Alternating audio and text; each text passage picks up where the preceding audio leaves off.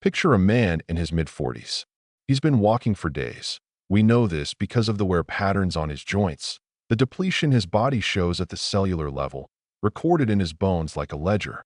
He's high up in the Alps, somewhere between what is now Austria and Italy, at an altitude where the cold alone is enough to kill you if you stop moving. And he does stop moving. Maybe he sat down to rest. Maybe he was eating. There's evidence he had a meal not long before the end. And then something comes from behind. An arrow, copper-tipped, fired at close range, straight into his left shoulder. It severs an artery. And this man, this specific, individual human being with a full stomach and a long journey behind him, bleeds out into the snow, alone, at 10,000 feet, 5,300 years ago. He has a name now. We call him Otzi. And the reason his story matters isn't just that it's dramatic.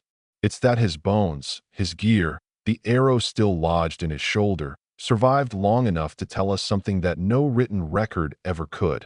What it actually meant to die violently in a world before history. Here's what most people get wrong about prehistoric death. We tend to flatten it.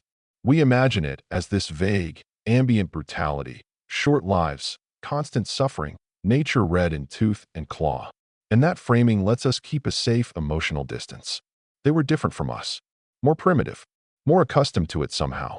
But when you look at the actual physical evidence, specific skeletons, specific sites, specific forensic analyses done on bones that have been in the ground for tens of thousands of years, that distance collapses. What you find instead is that these were people with the same pain responses we have, the same neurological architecture, the same capacity to suffer. And some of what happened to them was, by any honest measure, catastrophic in ways that go far beyond what we'd expect. This video isn't about shock value. The cases we're going to cover matter because each one opens a window into something real about prehistoric life. The violence, the social complexity, the medical limitations, the specific texture of what it meant to be a body in a world that had zero infrastructure for saving it. And in some of these cases, what the bones reveal about the circumstances of death says as much about the living as it does about the dead. Let's start with Otzi, because as entry points go, he's hard to beat. Not just because of how he died, but because of everything the circumstances of his death reveal about who he was and what the world around him looked like. When researchers first found him in 1991, the assumption was hypothermia, a traveler caught by early winter in the mountains. Tragic, but explicable. It took until 2001, a decade later, for an X-ray to reveal the arrowhead still buried in his left shoulder, so deeply embedded that it had been missed in earlier examinations. The revised forensic picture that emerged was methodically grim. The arrow punctured the subclavian artery, which is one of the larger vessels in the upper body. Blood loss from that kind of wound is rapid and progressive. You have minutes, maybe, not hours.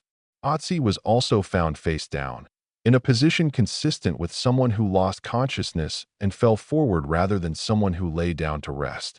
There was bruising on his hands consistent with a hand-to-hand struggle in the days before his death. His right hand showed defensive wounds. Whatever happened up on that glacier wasn't random. Someone hunted him. Someone followed him into the mountains, waited for an opening, and put an arrow in his back from close enough range that the shot was deliberate. What makes this extraordinary isn't just the violence. It's the specificity. Otzi wasn't a nameless casualty of some ancient conflict. He was a particular man, with a last meal of red deer meat, einkorn wheat, and various alpine plants. He had a copper axe, which in 3300 BCE was a genuinely rare and valuable possession. He had at least 14 different plant species in his medical toolkit. He had tattoos, 61 of them, concentrated on joints that showed arthritic degeneration, which researchers believe may have been a form of therapeutic treatment, essentially prehistoric acupuncture. This was a person with resources, knowledge, and connections, and someone wanted him dead badly enough to follow him into the Alps in late autumn. The murder of Otzi tells us that organized, targeted interpersonal violence, not just tribal warfare, but something that looks disturbingly like a planned hit, was already part of the human social landscape 5 millennia ago. But Otzi's death, for all its violence, was probably fast. What the forensic record also contains are cases where the dying was slow. Agonizingly, protractedly slow. And those cases say something different about the ancient world. Consider the skeleton recovered from a site in Atapuerca, Spain, specifically from the cave complex known as Cima de los Huesos, the Pit of Bones, dating to roughly 430,000 years ago. Among the remains of at least 28 individuals found at the bottom of a 17-meter shaft, researchers identified a young individual, adolescent by skeletal markers, with a condition called craniosynostosis. This is a developmental disorder where the skull's sutures fuse prematurely before the brain has finished growing. Left untreated, which it would have been, in every possible sense, for 130,000 years ago, this condition causes progressive intracranial pressure as the brain expands against a skull that won't accommodate it. Severe headaches, vision loss, seizures, cognitive decline. The progression can stretch over years. This individual survived long enough for the skeleton to reach near adolescent development, which means the community around them sustained them through an extended period of significant neurological impairment. The death itself, when it came, was almost certainly preceded by a long deterioration. And we know enough about the condition's progression to understand that the final stages would have been severe. What the Atapuerca case opens up is a question about prehistoric medical reality that we don't ask often enough. What happened when the dying took a long time? Modern medicine has reshaped our relationship with prolonged death so thoroughly that we've nearly forgotten what it looks like without intervention. In the prehistoric context, a slow death wasn't just painful, it was a sustained community crisis. Resources diverted, care provided, grief extended. The Atapuerca individual's survival to near adolescence is evidence of that care. The death itself is evidence of its limits. Shift forward in time to around 7000 BCE to a site in what is now South Dakota called the Crow Creek Massacre Site. What archaeologists found there in 1978 was a mass grave containing the remains of nearly 500 individuals, roughly 60% of whom showed evidence of perimortem trauma. That means injuries inflicted around the time of death. Scalping marks, decapitation, dismemberment, mutilation of the hands and feet. The skeletal evidence indicates that many of these individuals were already malnourished before they were killed, bone density consistent with chronic food scarcity. The community that was attacked was already under environmental pressure, and the attackers, whoever they were, didn't just kill, they defleshed some of the remains before burial, which implies the bodies were left exposed for a period before someone came back to inter them. Forensic anthropologist P. Wiley, who led the analysis of the Crow Creek remains, described it as the largest prehistoric massacre site in North America. But what it actually represents is a convergence of catastrophes. A population under resource stress, attacked by rivals who were likely under similar stress, resulting in a level of violence so comprehensive that it bordered on the systematic. These weren't casualties of a skirmish. The skeletal evidence suggests organized, deliberate killing. Children, elderly, everyone. And then the bodies were left. The community that buried them, whoever came back to do that, was burying something close to its entire population. The psychological dimension of that is almost too large to process. But try. The handful of people who survived that attack and then returned to that site to bury the dead, what does that do to a person? To a group?